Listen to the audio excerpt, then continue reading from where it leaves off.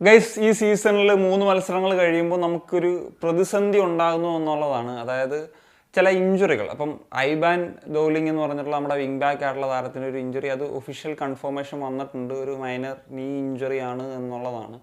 So അദ്ദേഹം എത്രയും പെട്ടെന്ന് തിരിച്ചെത്തട്ടെ. അതിനോടൊപ്പം തന്നെ ഇപ്പം ഫ്രെഡിയും ഇഞ്ചുർഡ് ആണെന്നുള്ള വാർത്തകളുണ്ട്. പക്ഷേ ഇതൊരു ഒഫീഷ്യൽ ഒരു ഇതിലുള്ള കൺഫർമേഷൻ വന്നിട്ടില്ല. ചിലപ്പോൾ ഒരു വലിയ ഇഞ്ചുറി ഒന്നും ആകാനുള്ള സാധ്യത ഇല്ല എന്നുള്ളതാണ് തോന്നുന്നത്. എങ്കിലും ഇപ്പം കഴിഞ്ഞൊരു മാച്ചിലൊന്നും അദ്ദേഹം സ്ക്വാഡിൽ അവൈലബിൾ അല്ലായിരുന്നു.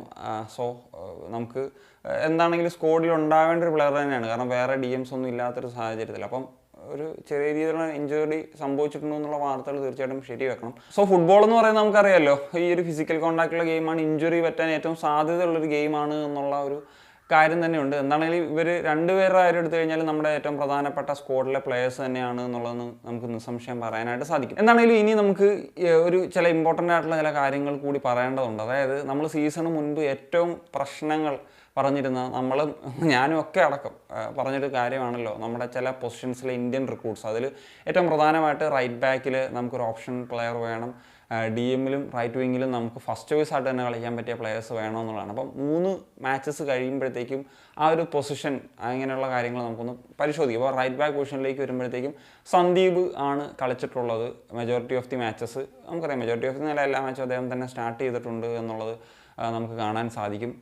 സോ നമ്മൾ അത് തന്നെയാണ് പ്രതീക്ഷിച്ചിരുന്നത്. പക്ഷേ റൈറ്റ് ബാക്ക് പൊസിഷനിൽ നമുക്കൊരു ബാക്കപ്പ് ആയിട്ടുള്ളൊരു ഓപ്ഷനായിരുന്നു വേണ്ടിയിരുന്നത്.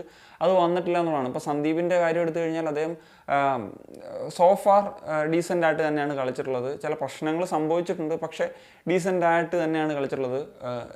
എൻ്റെ ആ ഒരു പൊസിഷനിലുണ്ടായിരുന്ന കൺസേൺ ഇപ്പം സന്ദീപ് അവൈലബിൾ ആകാത്ത സാഹചര്യം വന്നു കഴിഞ്ഞാൽ, അദ്ദേഹത്തിൻ്റെ പെർഫോമൻസ് ഡിപ്പ് വന്നു കഴിഞ്ഞാൽ നമുക്ക് അവിടെ വെക്കാൻ ഒരു പ്ലെയർ വേണമെന്നുള്ളതാണ്. പക്ഷേ കോച്ച് അത് ഹാൻഡിൽ ചെയ്തതെന്ന് വെച്ച് കഴിഞ്ഞാൽ ഹൈബാനെ അവിടെ ഒരു റൈറ്റ് ബാക്ക് ചോയ്സ് പ്ലെയർ എന്ന നിലയിലാണ് വെച്ച്. അദ്ദേഹം റൈറ്റ് ഫൂട്ടർ ആയതുകൊണ്ട് തന്നെ ആ റോൾ വെക്കാമെന്നുള്ളതാണ്. അദ്ദേഹം കിട്ടിയ മിനിറ്റ്സിലും ഡീസൻ്റായിട്ട് തന്നെ കളിച്ചിട്ടുണ്ട്. അപ്പോൾ ആ സാഹചര്യത്തിലാണ് അദ്ദേഹത്തിന് ഒരു ഇഞ്ചുറി പറ്റിയുള്ളത്. പക്ഷേ റൈറ്റ് ബാക്കിൽ ഇപ്പോൾ ഒരു ഇഞ്ചുറി പറ്റിയെങ്കിലും അത്ര വലിയൊരു കൺസേൺ എനിക്കില്ല. കാരണം എന്ന് വെച്ച് കഴിഞ്ഞാൽ ഇപ്പം ഹോമിയ ലാസ്റ്റ് മാച്ചിൽ അദ്ദേഹം ആ റോൾ കളിപ്പിച്ചു. അദ്ദേഹം കളിച്ചപ്പോൾ ഡീസൻ്റായിട്ട് കളിക്കുകയും ചെയ്തു. പിന്നെ RB ആയിട്ട് ഹോർമി കളിക്കുന്നത് നമ്മൾ കണ്ടിട്ടുള്ളതാണ്. അദ്ദേഹത്തിൻ്റെ ഒരു ക്വാളിറ്റി എന്ന് വെച്ച് കഴിഞ്ഞാൽ ഇപ്പോൾ അദ്ദേഹം സെൻട്രൽ ബാക്ക് ആയിട്ട് കളിക്കുന്ന പ്ലെയറാണ്. പക്ഷേ അദ്ദേഹം എപ്പോഴും ഒരു പ്രോഗ്രസ് ചെയ്ത് കളിക്കാൻ താല്പര്യമുള്ള പ്ലെയറാണ്. അദ്ദേഹം ഡിഫെൻസീവ്ലി ഗുഡാണ്. അറ്റാക്കിംഗ് വൈസ് നോക്കുകയാണെങ്കിൽ അദ്ദേഹം ഈ ഒരു വിങ്ങേഴ്സൊക്കെ ആയിട്ട് ലിങ്കപ്പ് ചെയ്ത് കളിക്കാൻ പറ്റിയിട്ടുള്ള ഒരു പ്ലെയറാണ്. ക്രോസിങ് അത്യാവശ്യം ഡീസൻ്റാണ്. അപ്പം നമുക്ക് അവിടെ വേണമെങ്കിൽ പ്ലേസ് ചെയ്യാൻ പറ്റുന്നൊരു പ്ലെയറാണ് എന്നുള്ളതാണ്. അതുകൊണ്ട് തന്നെ റൈറ്റ് ബാക്ക് പൊസിഷനിൽ നിലവിലെ സാഹചര്യത്തിൽ നമുക്ക് അത്രയും പ്രശ്നങ്ങൾ വരില്ല. എങ്കിലും പറഞ്ഞ പോലെ ഐബാൻ എത്രയും പെട്ടെന്ന് തന്നെ എത്തട്ടെ എന്ന് തന്നെ ആഗ്രഹിക്കുകയാണ്.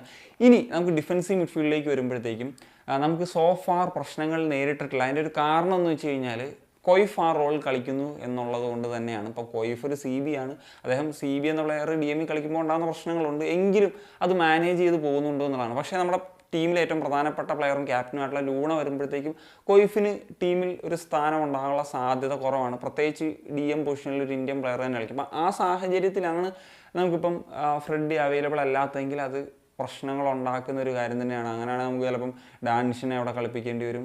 അങ്ങനത്തെ ഒരു അഡ്ജസ്റ്റ്മെൻറ്റൊക്കെ നടത്തേണ്ടി വരും. ഞാൻ ഡാനിഷിനെ കുറ്റം പറയല്ല. ഡാനിഷ് ആക്ച്വലി അദ്ദേഹത്തിൻ്റെ ഒരു എബിലിറ്റി, കോച്ച് കളിപ്പിക്കുന്നതിൻ്റെ പ്രധാനപ്പെട്ട കാര്യം അദ്ദേഹത്തിൻ്റെ വർക്ക് റേറ്റും അതുപോലെ തന്നെ അദ്ദേഹത്തിൻ്റെ പ്രസ്സിങ് എബിലിറ്റിയുമാണ്. സോ അതുകൊണ്ടാണ് കോച്ച് യൂട്ടിലൈസ് ചെയ്യുന്നത്. അങ്ങനെ പ്രസ് ചെയ്യാനും ഇങ്ങനത്തെ ഒരു എബിലിറ്റി, ഒരു ഡിസ്ട്രക്ടർ എന്ന ലെവലിൽ കളിക്കാൻ പറ്റുന്ന മറ്റ് പ്ലേയേഴ്സ് നിലവിൽ സ്ക്വാഡിലില്ല എന്നുള്ളൊരു പ്രശ്നം കൊണ്ടാണ് കോച്ചിന് ആ രീതിയിൽ കളിപ്പിക്കേണ്ടി വരുന്നത്. ഇനി നമുക്ക് റൈറ്റ് വിങ് പൊസിഷനിലേക്ക് വരുമ്പോഴത്തേക്കും രാഹുൽ KP ആണ് കളിക്കുന്നത്. രാഹുൽ KP സ്റ്റിൽ ഔട്ട്പുട്ട് കൊടുക്കുന്നില്ല. അത് നമ്മൾ കഴിഞ്ഞ സീസണിൽ അത് കൊടുക്കുന്നില്ല എന്നുള്ളത് കൊണ്ട് തന്നെയാണ് നെക്സ്റ്റ് സീസണിലേക്ക് വരുമ്പോൾ നമുക്ക് ആ ഒരു പൊസിഷനിൽ ഫസ്റ്റ് ചോയ്സ് തന്നെ കളിക്കാൻ ഒരു പ്ലെയർ വേണം എന്നുള്ള കാര്യങ്ങൾ പറഞ്ഞിരുന്നത്. സ്റ്റിൽ രാഹുൽ KP 3 മാച്ചിലും അത് തന്നെയാണ് ഒരു പ്രശ്നമായിട്ട് നിലനിൽക്കുന്നത് എന്നുള്ളത് അറിയാം. എന്തായിരിക്കും ഇനി അവിടെ ചേഞ്ചസ് വരാൻ പോകുന്നത് എന്നുള്ളത് കണ്ടറിയണം. നമുക്കറിയാം അവിടെ ഓപ്ഷൻസ് കുറവാണ്.